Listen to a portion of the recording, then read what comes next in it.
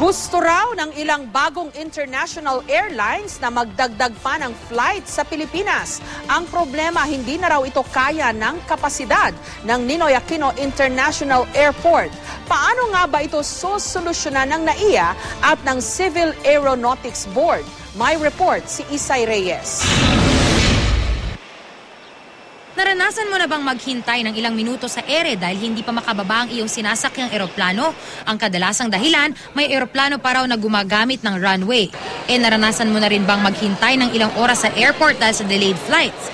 Sa Ninoy Aquino International Airport, ang malaking problema, congestion o sobrang dami ng flights na lumilipad at lumalapag.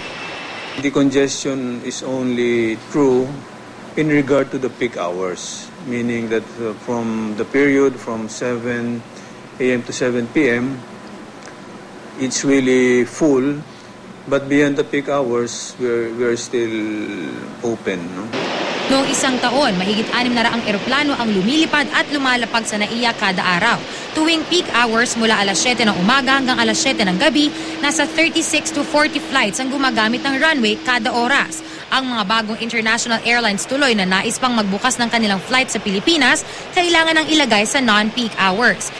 It's a problem in the sense that the peak hours are full and the new entrants are forced to fly outside of the peak hours. But as I mentioned earlier, there are near-term solutions. Hindi raw kasi kayang ischedule ang domestic flights sa labas ng peak hours dahil karamihan sa mga secondary airports hindi kayang magserbisyo ng night flights. 13 secondary airports lang ang kayang magserbisyo ng night flights. 3 rito hindi bukas para sa international flights. Gumagawa naman daw ng paraan ang mga otoridad para maaksyonan ang problema sa ating airports. Isa nga rito ay ang pag-aayos ng night landing capabilities ng secondary airports. This will allow flights to be spread to other hours of the day and night, no? As is like this, because of the limited night rate or night operational capabilities of secondary airports, domestic flights are forced to operate during the peak hours. Maliban dito, kumuha na rin ang kaap ng Independent Slot Coordinator o yung mag-aayos ng mga pepwestuhan ng bawat eroplano. Sisimula na rin ang paggawa ng Rapid Exit Taxiway para mas maging mabilis ang pag-alis ng mga eroplano matapos lumapag.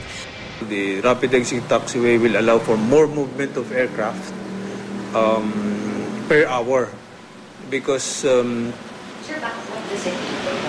kasi actually it allows the aircraft that lands to exit the runway quickly. That's why it's called the Rapid Exit Taxiway, so that it will make available the runway for incoming aircraft. Kasama rin sa long-term goal ng gobyerno ang pagtatayo ng bagong airport. Isay Reyes, GMA News.